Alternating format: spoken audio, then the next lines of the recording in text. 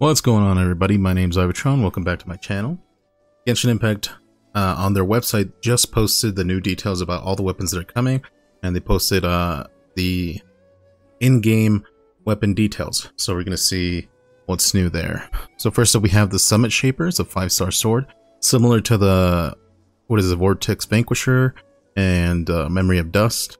It has attack percent, and then it has increases shield strength by 20%, scoring hits on opponents, increase attack by 4% for 8 seconds, max 5 stacks. Can only occur once every 0.3 seconds while protected by a shield. This attack increase effect is increased by 100%, so basically 40% buff, right? Similar to the other ones. I think obviously they're releasing this with Albedo, and you see him here using it. This will be in the new weapon banner, so if you guys want to roll for Albedo or want this sword, it's gonna be a decent sword. It's personally not for me, so I really doubt I'll summon anywhere near this. But we have yet to see. This is what I'm really interested in, is a Festering Desire, the 4-star sword that we're getting actually for free.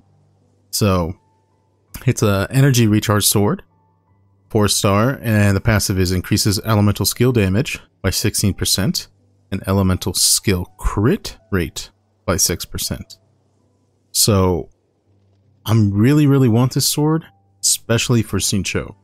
I'm in need of a good energy recharge sword. I don't have the sacrificial sword. I have been horribly unlucky at getting that. So I'm wondering if you can also refine this easily. Well, that's yet to be seen.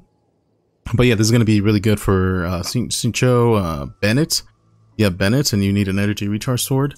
Try to get him his ult as much as possible. This is going to be the one for you, and it's free.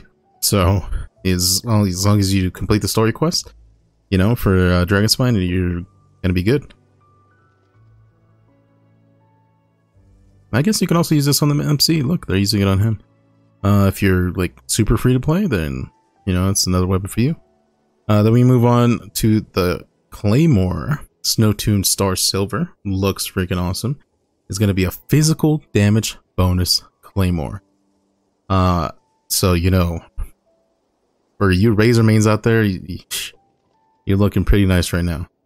The passive is hitting an opponent with normal and charged attacks has a 60% chance of forming and dropping an Everfrost Icicle above there, dealing 80% AoE attack damage. Opponents affected by cryo are dealt 200% attack damage. Can only occur once every 10 seconds. Wow. So if you're also, I mean, you know, we say Razor just because of physical damage bonus, but if you use this on Chongyun, you can definitely use Chongyun main DPS physical damage. I think that's going to be insane. And also, this aesthetic, absolutely awesome looking sword, goes super well with Chongyun. Here we're going to see, oh look, see they have it on Chongyun. You see the effect there, especially if they're affected by cryo. The only reason, like, downside I see about this is if you use your skill with Chongyun, turning your damage into cryo damage, which then means you don't get the physical damage bonus. So it's going to be an interesting, like, little dynamic there of whether you want to use this on Chongyun and then risk turning your damage into cryo damage and not getting, you know, the physical damage bonus, but then getting this 200% attack. You know, we'll see how that is used. Here's a Dragonspine Spear that we talked about in the 1.2 video.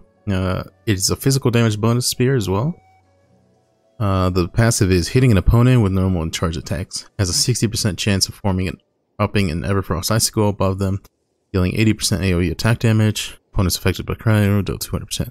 So same thing, same passive as this one. It's just going to be a spear physical damage bonus. I don't know if this is necessarily better than what is it, Crescent Pike. I still think Crescent Pike is going to outdo this one, but still, this one's going to be you know, just another polearm, which is going to be great. I still have yet to see what Rosario, which she's rumored to be a cryo polearm user, is going to be doing. So, you know, keep a lookout for that. Here they have it on Xiangling. I think this effect is pretty cool. It's just like a little bit extra damage. I wonder if, because there's like an ambient cryo like effect in Dragonspine, does that affect enemies, or are they themselves already affected by cryo, this is going to proc on them. That's yet to be seen. Here we have the Catalyst. Its attack percent. It has the same passive as the other ones, but you know, attack percent, because you know, obviously no physical damage bonus. I think it looks absolutely awesome here. It reminds me of Signora's like Catalyst, right? Except hers is, I think, is like white. But yeah, I think all these weapons are pretty much free to play. You're going to be able to get them through the story and quests and stuff like that. So this one's going to be pretty cool. Cryo, as far as that, I'm wondering to see if like who you can use this with, maybe in tandem with like a Catalyst user, and then somebody like Ganyu who's applying cryo and taunting them. This will be interesting to be able to get this 200% attack damage. They're using Barber here, so I guess you can use Barber as like to apply the water and then apply the cryo with like another character. I don't know. This one's going to be interesting to see how it's used. Yeah. Then they talk about the new artifact set, which we've already seen with the 2-piece cryo set, the 50% damage bonus on cryo, and then the 4-piece increase their crit rate by like 20%, and then if they're affected by cryo, it's like an extra 20%. So pretty nutty. Heart of Depth, that's the Hydro set. We already told you guys that this basically screams, you know, child.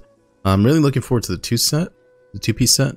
I want a good 2-piece set for not only child, but I also want it for Xing Cho, because I'm using him right now, and he's actually doing an insane amount of damage. I was not actually expecting that kind of damage from him. I'm using him in tandem with Diluc right now, so I'll ult with Diluc and I'll ult with Xing Cho, and every hit I do with Diluc is a vaporize, and it is absolutely nutty.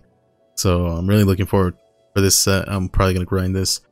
I'm not really gonna use the cryo set. Maybe just 2-piece for Chongyun. Also to use with Diluc. I'm not sure that I'm gonna use it for anybody else, because Diona I use mostly as support. Ganyu maybe on this set.